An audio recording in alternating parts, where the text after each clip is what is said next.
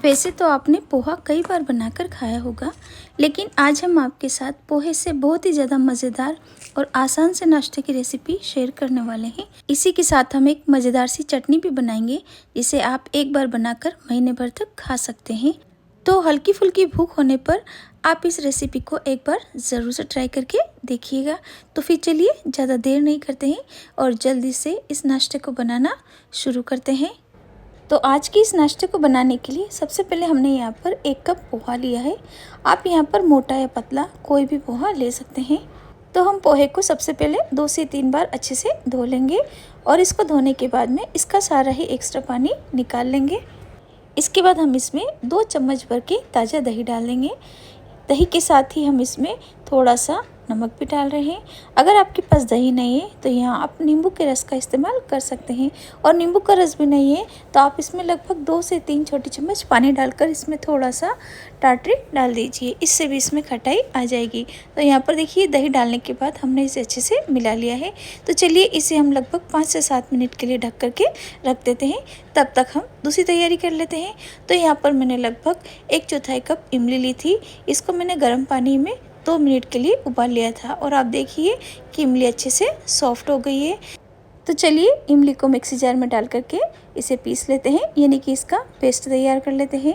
अगर इसमें ज़रूरत पड़ी तो इसमें हम थोड़ा सा पानी और बाद में मिलाएंगे। तो यहाँ पर देखिए हमने ये इमली का पेस्ट बना करके रेडी कर लिया है।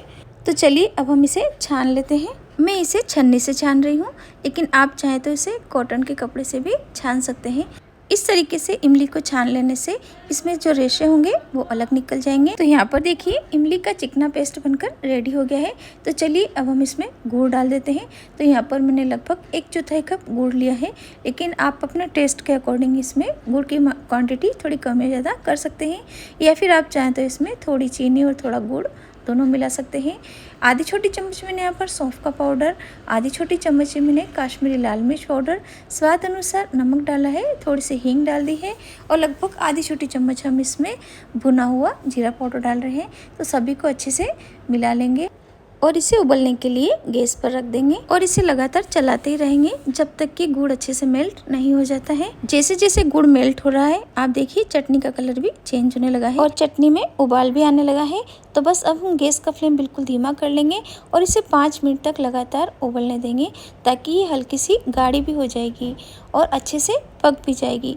चटनी यदि अच्छे से पक जाएगी तो आप इसे लगभग 1 महीने तक भी स्टोर करके रख सकते हैं, ये खराब नहीं होगी। इसी के साथ हम इसमें थोड़ी सी किशमिश भी डाल देंगे, इससे इसका टेस्ट भी बढ़ेगा और दिखने में चटनी हमारी बहुत ही बढ़िया लगेगी। तो यहाँ पर देखिए 5 मिनट हो गए हैं लगभग चटनी को उबलते हुए। इसके कलर से आपको समझ में आ रहा होगा कि चटनी हमारी बनकर तैयार हो गई है।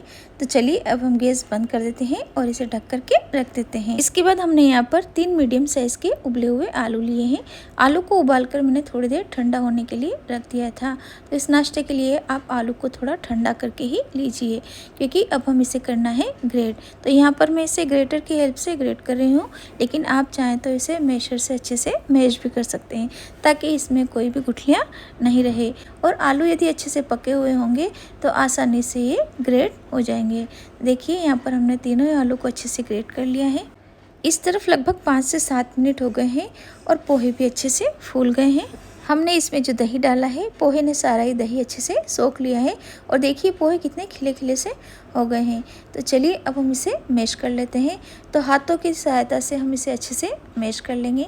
आप चाहें तो इसे मिक्सी जार में भी पीस कर इसको मैश कर सकते हैं, लेकिन ये इतने अच्छे से सॉफ्ट हो गए हैं कि आसानी से हाथ से भी मैश हो जाएंगे। तो पोहे को मैश करने के बाद हम इसे एक बड़े बाउल में निकाल लेंगे।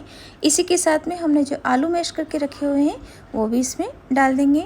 इसके बाद हमने यहाँ पर एक मीडियम साइज़ का प्याज लिया है, बारीक कट किया हुआ। 2 हरी मिर्ची डाल देंगे बारीक कट करके। इसी के साथ आधी छोटी चम्मच जीरा और 1 छोटी चम्मच चिली फ्लेक्स डाल रहे हैं। इसके बाद मैंने यहाँ पर आधी छोटी चम्मच नमक लिया है। नमक हमने पहले भी पोहे में डाला था, इसलिए आप नमक उसी हिसाब से डालिए। इसके बाद मैंने यहाँ पर थोड़ी सी धनिया पत्ती डाल दी है। यदि आप ज़्यादा तीखा खाना पसंद करते हैं तो आप चाहे तो इसमें थोड़ी सी लाल मिर्च पाउडर भी डाल सकते हैं, लेकिन आज का ये नाश्ता मैं बच्चों के लिए बना रही हूँ, इसलिए मैं बहुत ही कम मसालों का इस्तेमाल कर रही हूँ।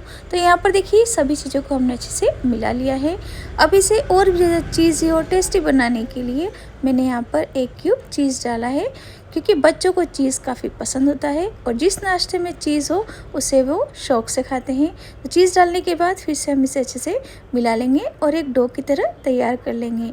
यदि आपको लगता है कि डो थोड़ा सा गीला है तो आप इसमें चाहें तो 1 चम्मच चावल का आटा या बेसन भी मिला सकते हैं।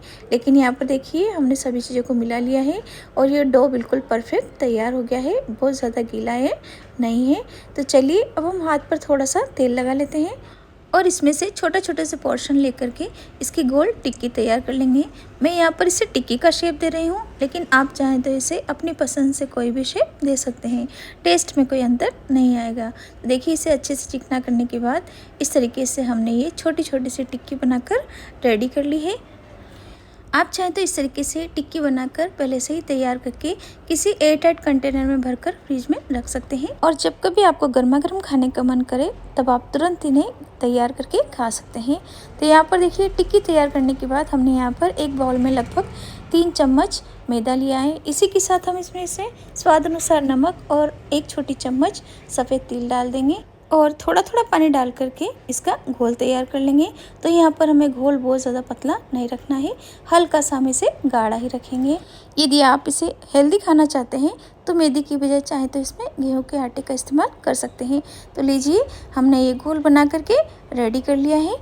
तो अब हम एक एक करके ये टिक्की उठाएंगे और घोल में डाल करके तुरंत ही इसे निकाल लेंगे, क्योंकि हमें इसे करना है फ्राई। तो इस तरीके से कोट करके अगर फ्राई करेंगे तो टिक्की हमारी खाने में क्रिस्पी भी लगेगी और बहुत ज़्यादा ये ऑयली भी नहीं होगी। तो इस तरफ ऑयल भी हल्का सा गर्म हो चुका है। इस नाश्ते के लिए हमें ऑयल बहुत ज़्यादा गर्म नहीं चाहिए। यदि आप इसे और भी ज़्यादा क्रिस्पी और भी ज़्यादा टेस्टी बनाना चाहते हैं तो यहाँ पर इस तरीके से थोड़ा सा ये मक्का का पोहा ले लीजिए और इसे हाथ से तोड़ लीजिए, यानी कि इसे अच्छे से बारीक कर लेना है। लेकिन इसे मिक्स जार में डालकर इसका पाउडर हमें तैयार नहीं करना है। आप चाहें तो किसी भारी चीज़ से प्रेस करते हुए भी इसके टुकड़े कर सकते हैं, जैसा कि मैंने इमाम दस्ते से किया है। इससे काम भी आसान हो जाएगा और समय की भी बचत होगी। तो लीजिए पोहा के बिल्कुल छोटे छोटे से यानी कि बारीक टुकड़े बनकर रेडी हो गए हैं। तो बस अब हम एक एक करके फिर से टिक्की घोल में डालेंगे और इसे निकाल करके तुरंत इस पोहा के पाउडर के ऊपर डाल देंगे और इसे अच्छे से लपेट लेंगे। इससे हमारी टिक्की दिखने में भी अच्छी लगेगी और खाने में और भी ज़्यादा क्रिस्पी और टेस्टी होगी। तो लीजिए हमारी टिक्की रेडी है। तो बस तुरंत इस तरीके से लपेट करके हम ऑयल में डाल देंगे और इन्हें मीडियम फ्लेम पर फ्राई कर लेंगे। इस नाश्ते को फ्राई होने में ज़्यादा टाइम नहीं लगेगा और आलू अच्छे से पके हुए हैं, इसलिए आप इसे मीडियम हाई फ्लेम पर ही फ्राई कीजिए।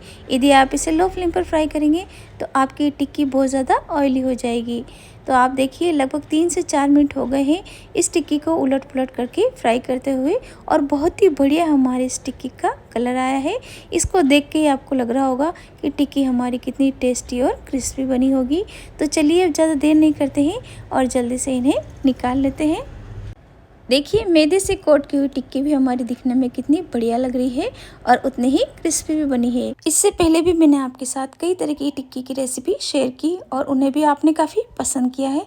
तो आशा करती हूँ कि आपको मेरी ये आज की रेसिपी भी ज़रूर से पसंद आएगी। आप इस रेसिपी को एक बार ज़रूर से ट्राई करके देखिएगा और गर्मा गर्म इस टिक्की को आप इमली की खट्टी मीठी चटनी साथ ही हरे धनिया की चटनी के साथ में खाइए। ये खाने के स्वाद को और बढ़ा देगी। तो यदि आपको मेरी आज की रेसिपी पसंद आती है तो प्लीज़ आप इसे एक लाइक ज़रूर दीजिएगा और मेरे चैनल को सब्सक्राइब करना बिल्कुल भी ना भूलिएगा। वीडियो देखने के लिए आपका बहुत बहुत धन्यवाद।